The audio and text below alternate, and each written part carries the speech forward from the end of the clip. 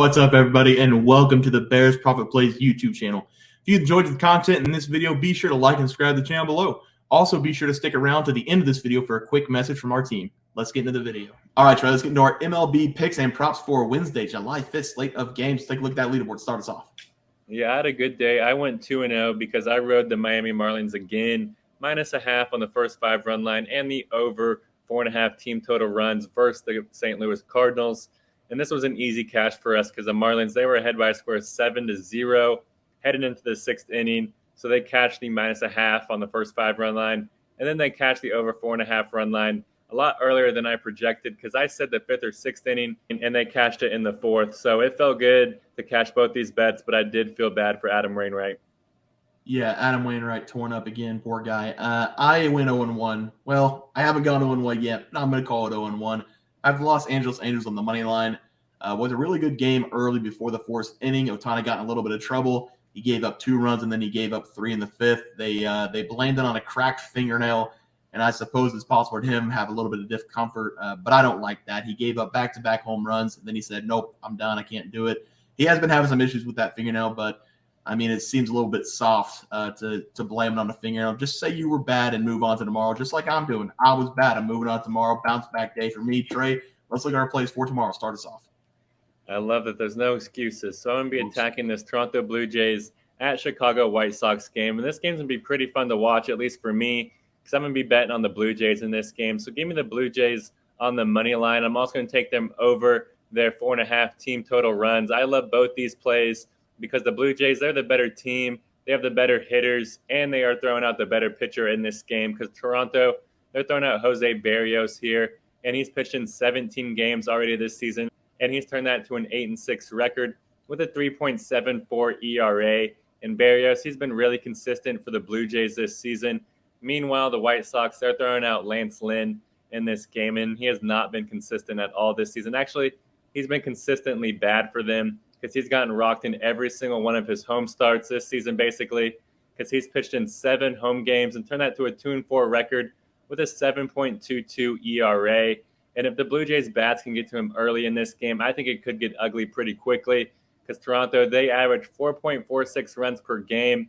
In Chicago, they only average 4.21, which is ranked 22nd in the MLB. So give me the Blue Jays on the money line, and they're over 4.5 team total runs in this game. Let's go Blue Jays.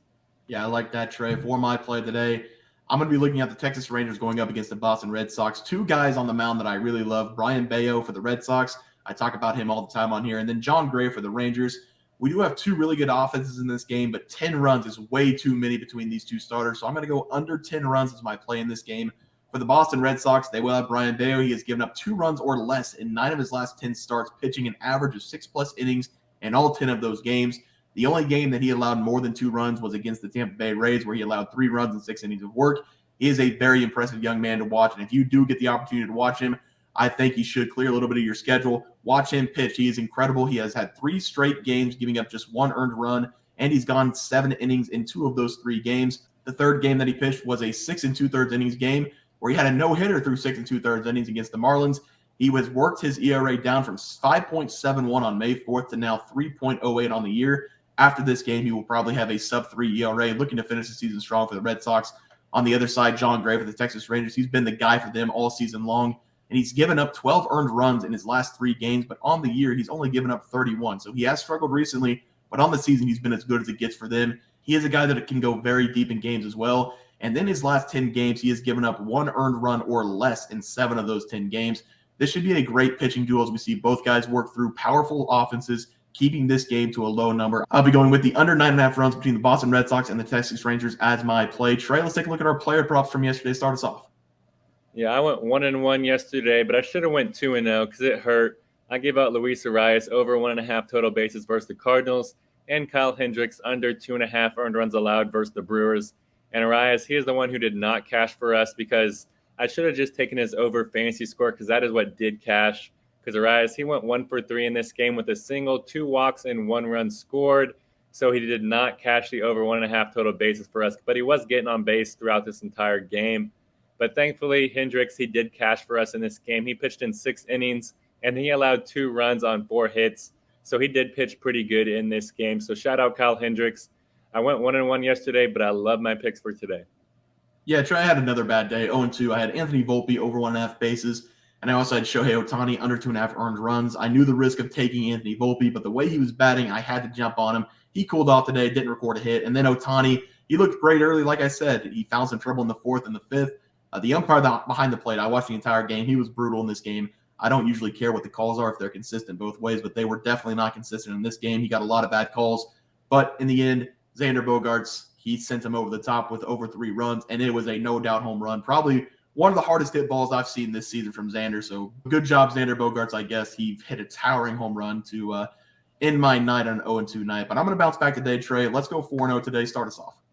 Yeah, I'm going to be attacking George Springer here, over 7.5 fantasy score versus the White Sox. If this drops at 8 or 8.5, I still love it because Springer, he's easily one of the best leadoff hitters in baseball. He can spray it all over the field, and he can even start the game off with a home run. And he's getting a supreme cupcake matchup here versus the White Sox because they're throwing out Lance Lynn in this game.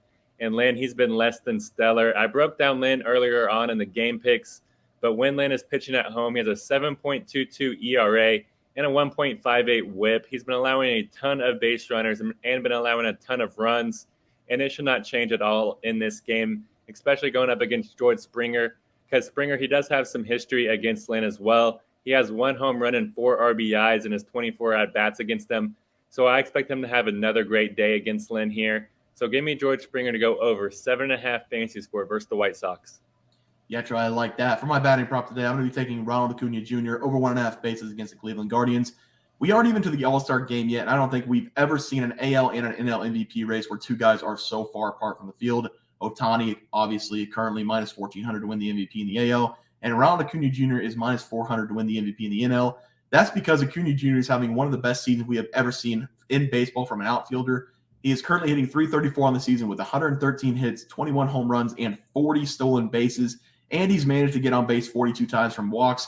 And it also doesn't matter who is on the mound because he is just good against left-handers and right-handed pitching this season, having above 320 averages on both sides of the plate. His on-base percentage is .412 against righties and .417 against lefties, making him one of the most feared batters in the MLB right now. He's going up against Cal Quantrill tomorrow, who has only gone 12 innings in his last 3 starts, giving up a whopping 20 earned runs in the last 3 games. It has been death by 1,000 paper cuts for Cal, giving up 8+ hits in 2 of those 3 starts. And Ronald Acuna Jr. is going to get at least 2 of those paper cuts tomorrow, getting 2 hits off of Cal in this game. Give me Ronald Acuna Jr. over 1.5 bases as my first play. Trey? I love Acuna, so I love that bet. So I'm going to be going with one of my favorite pitchers here. So Pablo Lopez, over 6 strikeouts versus the Royals. I've thrown out this prop probably 5 times already this season, and he has yet to fail me. So I have a ton of confidence in this prop from the jump. And whenever I dug even deeper, it makes me love this play even more. Because Lopez, he averages 7.4 strikeouts per game, which makes sense because he has hit or pushed this 6 strikeout number in 15 of his 17 starts. And he's gone over the 6 strikeout number in 11 of those games as well, which is a 65% hit rate. But I think he's going to go over this 6 strikeout number in this game pretty easily. Because if we look at his game log, all the games he did not go over wasn't games that he got lit up early and had to have an early exit. And I don't think we have to worry about that with the Royals. Because Kansas City, they only averaged 2.06 runs per game in the first 5 innings, which is the 2nd lowest in the entire MLB. And then Kansas City, they also strike out the 7th most times in the MLB with an average of 9.07 times per game. And it just leads me to believe that Lopez is going to have at least a 6 strikeout day here, and it's going to lead me to a happy Wednesday hump day. So give me Pablo Lopez to go over 6 strikeouts versus the Kansas City Royals. Yes, Trey, I love Lopez. Good pick there. For my pitching prop tomorrow, I'm going back to Justin Steele, taking his under 2.5 earned runs going up against the Brewers. Justin Steele for the Cubs has been basically perfect in his last 4 games pitched. He has only given up 3 earned runs in the last 4 games, and he's getting a great matchup against the Brewers, who have been scoring runs recently, but in this series against the Cubs, they are only scoring runs against the bullpen. The Cubs have gotten out to a 6-run advantage in both of these games so far against the Brewers, and when the ball eventually gets to the bullpen for the Cubs, the wheels come off the track for the Chicago Cubs, and the Brewers make the comeback. The Brewers are still the 29th ranked team in the MLB when it comes to batting average, batting just .228 on the season. They're also bottom 10 in the MLB in runs scored per game, sitting at 23rd this year. The starting pitching has not been the problem for the Cubs, and Justin Steele has not been the problem for the Cubs, having a 9-2 record with a 2.42 ERA. Look for him to have another great game in this one, going under 2.5 earned runs against the Milwaukee Brewers. Justin Steele, under 2.5 earned runs will be my last play of the day. Guys, that'll do it for our MLB player props and game picks for Wednesday, July 5th slated games. If you guys enjoyed the content, please be sure to drop a link to this video and subscribe to the channel below. We'll see you guys next video, and thanks for watching. Just want to let everyone know that while we do give out free picks, plays, and predictions on our YouTube channel, we also have a website for you to check out. On our website, bearsprofitplays.com, you can subscribe to the website absolutely free with an email and gain access to our written articles about upcoming sporting events. If you're really looking to make some cash, we have an option to become a member of our website. If you become a member, you will gain access to our locks of the week, which are written articles that go in depth as to why we are picking that particular outcome. As of now, our member plays have been red hot, hitting over 60% of our plays.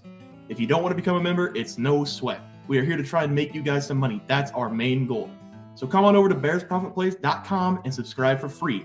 Check us out, follow our free picks, and see for yourself that our member plays are a great investment for you. Thanks for watching.